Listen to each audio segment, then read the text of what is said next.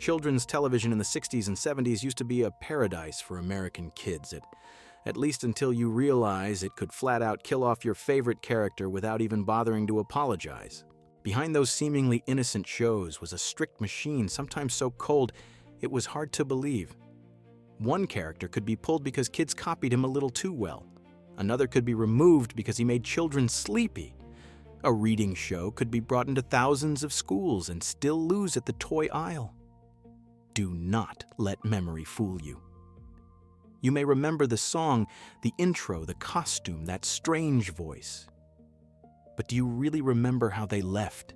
Today we're going to look back at 10 characters who once vanished from classic kid TV. And the real reasons behind it may make you feel more sorry than you expect. Ready to count how many characters in this video you still remember? Number 10, Don Music from Sesame Street. If Don Music showed up on TikTok for the first time today, he would definitely come with a huge warning. Performed by a professional actor, please do not try this at home, but on Sesame Street in the 70s, the sight of a Muppet musician banging his head on the piano keys was just a quick joke between Kermit and a desperate artist. Until adults realized kids were not just laughing, they were copying him. Don Music first appeared in season 6 of Sesame Street around 1974, performed by Richard Hunt. He would sit at the piano trying to rewrite familiar children's songs, then fall apart because he could not find the right words. Then he would bang his head on the keys. When I was little, I remember it as just a loud, silly joke, very classic Sesame Street. Only when I grew up and read the behind-the-scenes stories did I realize the reason Don disappeared was much stranger. Complaints from parents started coming in. Kids at home were not just singing along with Don Music. They were imitating the part where he hit his head. And once that happened, the joke no longer stayed safely inside the TV screen. For a show that always watched very carefully how little kids reacted, Don's repeated self-punishment became hard to ignore. The adult part of me understands why they had to pull him back. But the kid who once sat in front of the TV still feels a little sad about it. Don Music never got a goodbye scene. There was no moment where he closed the piano lid, shook Kermit's hand, and left Sesame Street. He just slowly was not there anymore, as if that piano room had been locked and nobody told us. If you also grew up with Sesame Street, I want to hear the honest answer. Did they do the right thing to protect little kids, or did we lose a piece of weird comedy because adults started getting too scared? Don Music did not disappear because he wrote bad music. He disappeared because the kids at home remembered the exact part adults wished they would forget. And next up is a different kind of disappearance, not because the character did anything wrong, but because his show could not survive under Sesame Street's giant shadow. Number 9, Easy Reader from the Electric Company. It seems like the childhood of any American kid in the 70s was split into two halves. One was Sesame Street and the other was the Electric Company. Sesame Street had the Street the Muppets and the familiar songs. The Electric Company was a little more wholesome learning to read. At the center of that show was Easy Reader, played by Morgan Freeman long before he became the voice Hollywood uses whenever it needs to make everything sound more important. For a lot of kids, their first Morgan Freeman was not the man telling stories about prisons, presidents, or the universe. He was Easy Reader, the guy who walked onto the screen with his own calm style and made letters look cool. Looking back now, I think kids back then were luckier than we usually admit. They had shows that tried to build attention, not chop attention into a few seconds and toss it to the next clip. And the Electric Company was not some tiny, forgotten experiment. It aired on more than 250 public TV stations, was used in about 18,000 elementary schools after just a few months, and even won an Emmy. In other words, this show did exactly what a decent children's program should do. It helped kids learn. And yet by 1977, it was still canceled. The reason sounds very cold. Funding was limited, and Children's Television Workshop could not keep supporting both Sesame Street and the Electric Company. Sesame Street had Muppets Toys books, spin-off products, and a whole world of characters that could support the brand. The Electric Company had educational value, but it did not have the same commercial machine. A show that teaches kids to read can win the hearts of teachers and parents, but still lose at the toy aisle. Easy Reader never got a goodbye scene. There was no moment where he closed a book, looked into the camera, and said goodbye. He just remained in reruns, then slowly faded from the schedule. Easy Reader did not leave TV because kids no longer needed to learn how to read. He left because, in television, even childhood has to prove it can pay its own rent. And if money could turn off the lights on an educational show like that, the next name is a little more chilling. This time it pulled a father right out of the adventure kids were watching every Saturday morning. Number 8, Rick Marshall from Land of the Lost. Nice. Most children's shows, if a supporting Then I had character Popeyes, disappears, Del kids Taco. can let it slide. 14,000 calories later, Father I disappears, found myself down at Subway. it feels completely different. Rick Marshall did not just leave Land of the Lost. He left Will and Holly behind among dinosaurs' sleestacks, time doorways, and an adventure that suddenly lost the adult that young viewers trusted most. The strange thing is that Season 3 did not open with a proper goodbye. Rick was taken out of the story through a time doorway after an earthquake. Will and Holly were still trapped in that world. Then Uncle Jack appeared to take over the adult role. For television people, that was a way to keep the show going. For kids watching on Saturday morning, it was much harder to swallow Will and Holly's father was not there anymore. Land of the Lost aired on NBC from 1974 to 1976, and even though it was a Saturday morning show, it did not talk down to children. It had dinosaurs, Pakuni Sleestacks pylons, some pretty strange science fiction ideas, and at the center of it all was the Marshall family. Spencer Milligan played Rick as a calm, tough father, and reliable enough to make that dangerous world still feel like a family adventure. But behind the screen, the story was very grown up. Spencer Milligan left the show after Season 2 because of a disagreement involving the use of his image on commercial products like lunchboxes and Land of the Lost food items. To be fair, this was not a case of an actor making unreasonable demands. If your face is helping sell products, you have the right to ask where your share is. The problem is that kids know nothing about contracts, royalties, or merchandise. They only saw Rick disappear. What makes it sadder is that Rick got an in-story explanation, but not a real goodbye. There was no scene where he hugged Will and Holly. Even Spencer Milligan did not return to give the audience a clear farewell scene. And if Rick left behind a family trapped in a prehistoric world, the next story takes us to an even stranger island where an entire children's adventure got stuck forever in an ending that never came. Ready, number 7, H.R. Pufnstuf from H.R. Pufnstuf. H.R. Pufnstuf began with a very simple question: would Jimmy ever get home?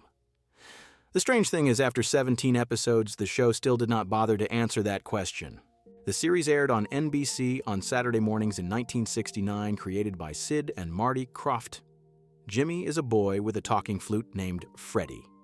He gets tricked by the witch Witchy Poo into coming to Living Island, an island where almost everything has a face, has a voice, and seems like it just stepped out of a very strange 60s television dream. There, H.R. Pufnstuf is the kind dragon mayor who tries to protect Jimmy and help him find his way home. That is what makes the show stick in memory. Jimmy was not on vacation, he was trapped. Pufnstuf was not just a funny friend in a giant dragon costume, he was the hope that this boy would one day escape that island. For kids, that was not just a colorful world. It was a promise: keep watching, and Jimmy will find his way home. There is no scene of Jimmy leaving Living Island, no moment where Pufnstuf stands there waving goodbye, no Freddie returning to the real world, no feeling that the story was closed for the kids who had watched from the beginning. If Rick Marshall left behind a family without a father, then Pufnstuf left behind an entire island trapped in childhood. He did not disappear with a shock. He kept showing up again in reruns, but he never moved one step closer to an ending. If you watched H.R. Pufnstuf as a kid, do you remember waiting for Jimmy to get home, or did you just accept that Living Island would repeat forever on Saturday mornings? H.R. Pufnstuf did not leave TV with a goodbye. He was left behind on Living Island, along with Jimmy, Freddie, Witchy Poo, and a children's story that adults never bothered to properly finish. And if Living Island is the place where the story could not find the exit, the next entry brings us back to the TV classroom where a character disappeared because he did the worst possible thing to a children's show: he made kids want to sleep. Number 6, Professor Hastings from Sesame Street. Sesame Street once pulled Don music because kids imitated him banging his head on the piano. But Professor Hastings makes me suspect this show was even stricter than we think. He was not dangerous. He did not make parents panic because kids were copying some wild bit. He just made children sleepy. And that was enough to make him disappear too. Professor Hastings debuted in 1969, performed by Frank Oz. He was an old Muppet professor who often stood there giving simple lessons while Kermit had to stay beside him as the unwilling assistant. In theory, the joke was pretty smart, a professor so boring that even he could not stand himself. He wandered off, topic moved slowly, then nodded off in the middle of the lesson while Kermit tried to pull everything back on track. Adults could find that funny, I do too, but children reacted in a very honest way. If the professor on TV fell asleep, they started wanting to sleep too. Reading the old Sesame Street behind-the-scenes stories later, what made me laugh was that the reason he was removed almost perfectly matched his own joke. Professor Hastings did not make it through testing because he was too dull. Research on children's reactions even showed that scenes of him dozing off made kids sleepy too. That is an almost perfect failure. The character was created to teach kids, but the clearest lesson he passed along was, it is nap time. And of course he had no goodbye. There was no scene where Professor Hastings woke up one last time. No Kermit saying thank you, Professor, class is over. He simply was no longer part of the American Sesame Street. Ironically, in a few international versions he lasted longer, and in the Spanish language version he was even called Professor Siesta. That name is almost too perfect.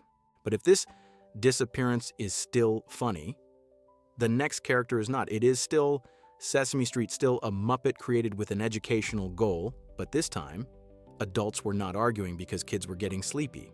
They were arguing over the message that character represented. Number 5, Roosevelt Franklin from Sesame Street.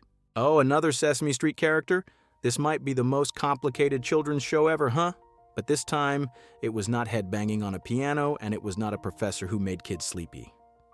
Roosevelt Franklin disappeared because of an issue most young viewers back then were too little to understand when a puppet represents a real culture who gets to decide whether that image is right or wrong. Roosevelt Franklin appeared on Sesame Street in the early 70s. The character was created and voiced by Matt Robinson, and Robinson was not an outsider. He was the first actor to play Gordon, one of the most important live-action faces in the early years of Sesame Street. Roosevelt was openly understood as a black Muppet, a very early effort to bring the energy, language, rhythm, and culture of the black American community into children's television. And Sesame Street clearly believed in this character at one point. Roosevelt did not just make quick appearances. He had Roosevelt Franklin Elementary School, his own classroom where he led lessons with rhymes, music mischief, and a very specific kind of confidence. He even had his own album. When a Muppet has his own classroom and his own album, you know, the show is not just testing something for fun, but this is where childhood and history run into each other. For children, Roosevelt may have just been a fun, loud character who could sing cracked jokes and make the classroom feel more alive. For adults, the story was much more complicated. Some people saw Roosevelt as pride, authenticity, something Sesame Street badly needed in a changing America. But there were also parents, educators, and people in the community who worried that the way the character spoke the noisy classroom and that overly chaotic energy could reinforce stereotypes about black children. I do not think Roosevelt Franklin is a story with an easy answer. Honestly, that is exactly what makes him more memorable than a lot of safer characters. Sesame Street wanted to do the right thing, but the right thing in culture is never as simple as teaching the letter A or the number 3. Roosevelt Franklin did not disappear because kids did not like him. He disappeared because adults could not agree on a hard question. When a character represents a real community, how authentic should he be? How safe should he be? And who gets to decide that after a heavy story like that, the next entry seems lighter, a gentle sea monster, a colorful Saturday morning show. But sometimes the most pitiful character is the one who does not know how to be a monster. Number 4, Sigmund from Sigmund and the Sea Monsters. Sigmund is the kind of character kids find adorable, but television does not really value. He is a sea monster too gentle to be a monster, and when the show ended after 29 episodes, he drifted off TV without anyone ever making it clear where he belonged. Sigmund and the Sea Monsters aired on NBC on Saturday mornings from 1973 to 1975, produced by Sid and Marty Krofft. The story begins when Johnny and Scott find Sigmund on the beach. His own family has kicked him out because he refuses to scare humans. A monster out of work because he is too kind. That is the kind of idea only 70s children's television could say with a completely straight face. The two boys hide Sigmund in their clubhouse while Blurp and Slurp, his two loud monster brothers, keep trying to drag him back so they can retrain him. Almost every episode is a chaotic cover-up. Sigmund causes trouble. The kids try to save him, the adults almost find out, and the monster family shows up again like relatives you would never want to see on summer vacation. Sigmund was performed by Billy Barty in costume voiced by Walker Edmiston, and the show had 29 episodes. Behind the scenes was just as strange. During production on the later season, a hot light fell and caused a fire, destroying many sets, costumes, and props. A show about a sea monster who is too gentle, and behind the scenes it literally caught fire. I do not know what could be more 70s than that. But even though the show lived on in reruns and Croft superstars, Sigmund never got a real goodbye. There is no scene where his family accepts him, no scene where he says goodbye to Johnny and Scott, no answer to whether he ultimately belongs in the sea, in the monster cave, or in the clubhouse of the kids who protected him. If you watched Sigmund as a kid, do you remember him as a goofy monster, or looking back now, do you realize he was more pitiful than you thought? Answer that question, and do not forget to like the video before we count down the final 3 characters. Number 3, Fleegle from the Banana Splits Adventure Hour. Fleegle once led a children's band so famous that all you had to hear was 1 banana, 2 banana, and Saturday morning came rushing back. But the strange thing is that band never had a final performance. The Banana Splits Adventure Hour aired on NBC from 1968 to 1970, produced by Hanna-Barbera. The main group had 4 mascots, Fleegle, Bingo Drooper, and Snorky. But Fleegle, the guitar-playing beagle, was usually the face out front, the kind of leader who always looked like he had just come up with a plan nobody should fully trust. This was not a normal children's show in the neat, clean, easy-to-explain sense. It was a Saturday morning stew mascot band, slapstick cartoons, adventure segments, laughter, the banana buggy, and costumes designed by Sid and Marty Krofft before they built their own entire weird universe. You did not need to understand all of the banana splits. Honestly, fully understanding it might be the wrong spirit. You just needed to watch 4 mascots run around while the song got stuck in your head. The Tralala song, or 1 Banana 2 Banana, was not just cute background music, it also made the Billboard Hot 100 in 1969. Not very high, but enough to prove the banana splits were not just a few furry suits dancing in front of a camera. They were a real piece of pop culture, the kind of strange little piece that kids remember much longer than many things adults try to teach them. But the original show only had 31 episodes. Thanks to reruns, Fleegle and the group seemed like they were there much longer. That is the familiar magic trick of old TV. A show stops making new episodes, but kids keep seeing it for years, so it feels like it never really left. The thing is, the Banana Splits never had a finale. No scene where Fleegle puts down the guitar, no final bow, no announcement that the band was breaking up. They did not leave the stage. Television just left them in the rerun loop, like a song that never finds its final note. Fleegle did not disappear because audiences forgot the song. He disappeared because his show ran out of new episodes before it could give the band a proper encore. And after a mascot band with no final show, the next entry takes us into a very different classroom where a walking letter once helped kids learn to read and then was replaced too when education wanted to become more modern. Number 2. Mr. M from the Letter People. There was a time when American kids learned to read by meeting a giant man named Mr. M with a mouth that only knew how to munch. Then many years later, those very letters got new faces. Mr. M is Mr. M, the one with the munching mouth. He represents the letter M and the M sound. The idea is very simple, but so effective that I still find it impressive. Kids were not just looking at a symbol on the board. They were meeting a character. The letter M was no longer a lifeless curve in a reading workbook. It had a face, a mouth, a habit, a song, and a way to stick in your memory. The Letter People was developed by 2 teachers, Elaine Rice Wyman and Rita Friedman, as a reading program based on characters representing letters. Each letter had its own personality, its own trait, its own sound trick. Mr. M had the munching mouth. Mr. T had tall teeth. Miss A sneezed. It sounds funny at first, but that is exactly what made it smart. Children do not learn by having rules stuffed into their heads. They learn through association rhythm images and repetition. The TV version of The Letter People debuted in 1974 at Ketz St. Louis with 60 episodes each, about 15 minutes long. And the first episode was called Meet Mr. M. That matters.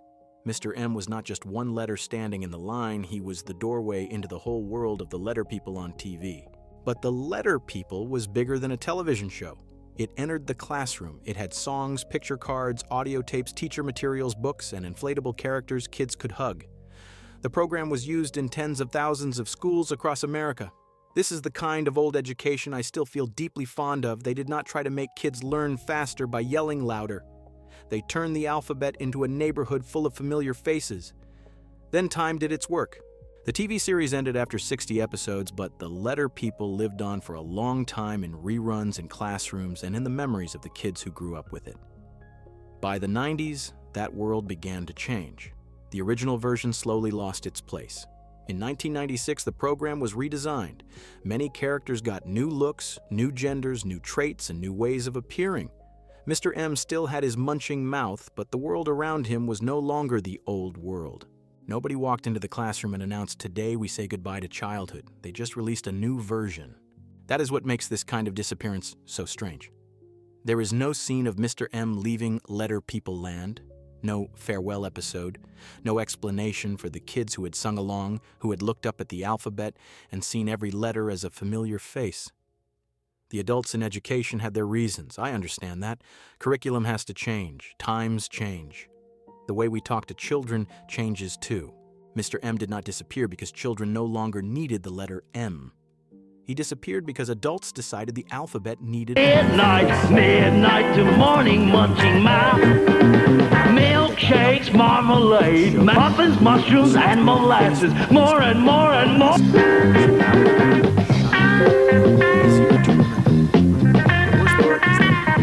Many people remembered the replacement more clearly than the character who got left behind. But the final character is even more bitter. Not a letter that got modernized, not a show that ran out of new episodes, but a face replaced by a newer mascot that was shinier, louder, and easier to remember. The worst part is that many people later remembered the replacement more clearly than the one who disappeared. Number 1, Wonderdog from Super Friends. Wonderdog was not defeated by Lex Luthor, Brainiac, or any Justice League enemy. He was defeated by a blue monkey. And the painful part is that Monkey won. Super Friends debuted on ABC in 1973 with Hanna-Barbera bringing DC superheroes into the Saturday morning lineup. On screen were Superman, Batman, Robin, Wonder Woman, and Aquaman. In other words, people who could fly, breathe underwater, throw batarangs, block bullets, save cities, and talk as if the world was always about 12 minutes away from the end. Then standing beside them were Wendy, Marvin, and Wonderdog. I do not say that to make fun of them. Actually, I understand why Hanna-Barbera added the trio. Kids needed a doorway into the Hall of Justice. Not every kid looks at Superman and thinks, right, I see myself in this muscular alien man. Wendy, Marvin, and Wonderdog made the superhero world feel closer, lighter, and less like an emergency meeting of adults in tights. But the problem was right there too. Wendy and Marvin had no superpowers. Wonderdog was basically a cartoon cousin of Scooby-Doo, except he had wandered into Justice League headquarters by mistake and got a little cape. Cute. Yes. Memorable. Also yes. But when you are standing next to Superman and the most noticeable thing about you is a little cape, you are in trouble. The first version of Super Friends did not keep the trio for long. When the show returned in 1977 with the all-new Super Friends Hour, Wendy, Marvin, and Wonderdog were gone. No goodbye scene. No Superman bending down to pat Wonderdog on the head. No Batman saying, "Good work, old friend." No Wonderdog handing the mascot spot over to his successor. There were only the Wonder Twins and Gleek. And that is when things got brutal. The Wonder Twins had something the old trio did not have: a complete gimmick. Zan and Jaina had a catchphrase. They had an activation move. They had transformation powers. One could turn into water or ice, the other into animals. Kids could imitate it right in front of the TV. Wonder Twin powers activate. And Gleek. The blue alien monkey stepped into the exact place Wonderdog used to stand, comic relief mascot, the weird creature that traveled with the young team. To be blunt, Hanna-Barbera did not just replace a character. They upgraded the toy on the shelf. Wonderdog was a mascot. Gleek was a mascot with a stranger color. A stranger sound, a more memorable catchphrase beside him, and a connection to a super-powered duo. Wendy, Marvin, and Wonderdog were characters who watched the heroes work. The Wonder Twins and Gleek came in with a formula that children's television could sell, repeat, sing, imitate, and package much better. In the comics later on, people could try to clean up that gap, explaining that Wendy, Marvin, and Wonderdog left or graduated from the team, but kids watching TV do not live in the footnotes of continuity. They live in Saturday morning. And in that Saturday morning, one season you had Wonderdog in the Hall of Justice. The next season you had Gleek. Television did not apologize, it just kept running. That is why Wonderdog deserves this final spot. He did not disappear because of scandal, not because he was dangerous, not because kids hated him. He disappeared because television found a louder, more memorable, easier-to-sell version of the exact role he once held. And if there is one thing this whole list reminds me of, it is that kids do not watch TV the way adults make TV. Adults see contracts, research budgets, formats, merchandise, new characters. Kids only see that a familiar face does not come back anymore. Wonderdog did not lose to a supervillain. He lost to how television works. And in the world of Saturday morning, that may be the strongest enemy of all. Children's shows are always remembered as a dreamy world, singing puppets, gentle monsters, colorful classrooms, animated friends who showed up right on time every Saturday morning. But looking back through adult eyes, I think it is also one of the cruelest worlds on television. A character can disappear because they are too dangerous, because they are too sleepy, because they are too hard to turn into toys, because adults argue over their message, because producers find a newer, shinier version. And the strange thing is, when we were kids, nobody explained any of that. We just turned on the TV and realized a familiar face was no longer there. So do you remember any character on this list? Don Music Easy Reader, Rick Marshall, Pufnstuf, Roosevelt, Franklin, Sigmund, Fleegle, Mr. M, or Wonderdog? Looking back now, who do you feel the most sorry for? And if you like this kind of series where we dig up the strange blank spaces in our TV childhoods, leave a comment. I want to know whether I should make part 2. Do not forget to subscribe to Weird Movie Secrets, because sometimes the strangest secrets are not in horror movies, but in the children's shows that once made us feel safe.